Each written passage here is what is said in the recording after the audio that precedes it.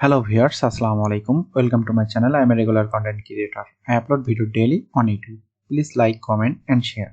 তো সবাই কেমন আছেন? আশা করি সবাই ভালো আছেন। সৈকত টেকজোন চ্যানেলের পক্ষ থেকে আপনাদের সকলকে জানাই আন্তরিক সালাম ও শুভেচ্ছা। তো আজ আমরা নতুন একটি টিউটোরিয়াল নিয়ে আপনাদের মাঝে হাজির হলাম। আমরা অনেক সময় আমাদের ইউটিউব চ্যানেলের জন্য বা বিভিন্ন আমাদের কোম্পানির ব্র্যান্ডিং এর জন্য আমাদের অনেক লোগোর প্রয়োজন হয়।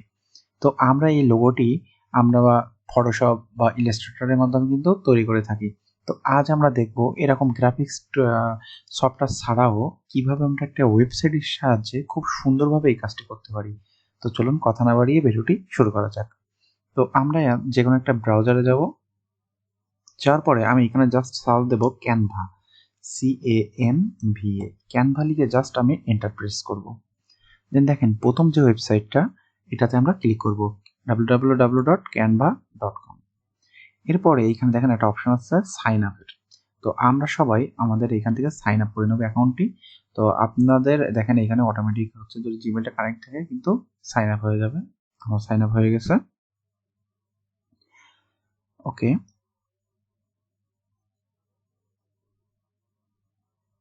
দেন এখানে একটা নোটিফিকেশন আসবে, আপনারা চাইলে এটা কেটে দিতে পারেন। আমি এটা কেটে দিলাম।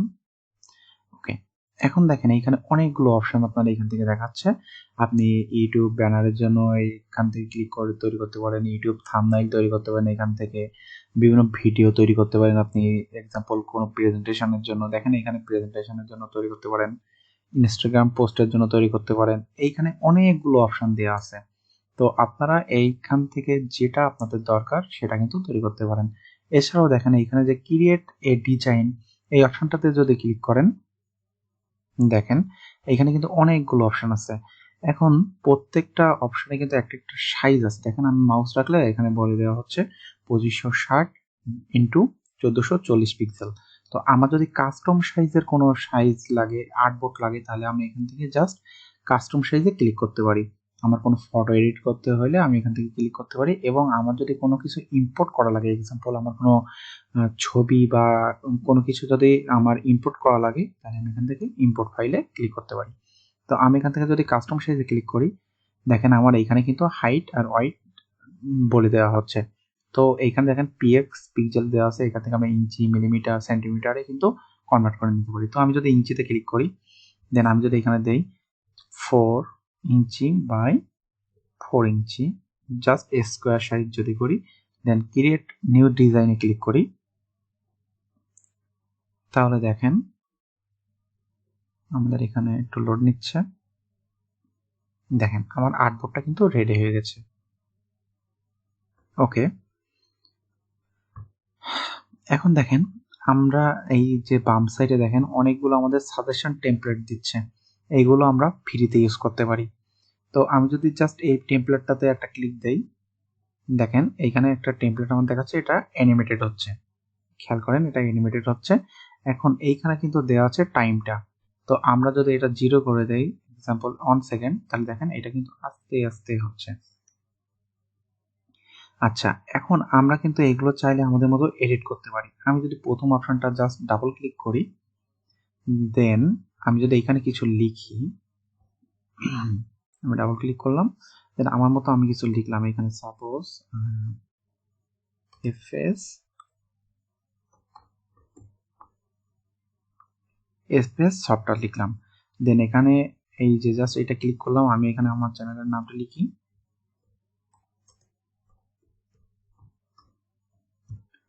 সৈকত টেকজোন। দেন এর নিচে আমি আরো চাইলে এডিট করতে পারি। আমি সাপোজ www.facebook.com/fs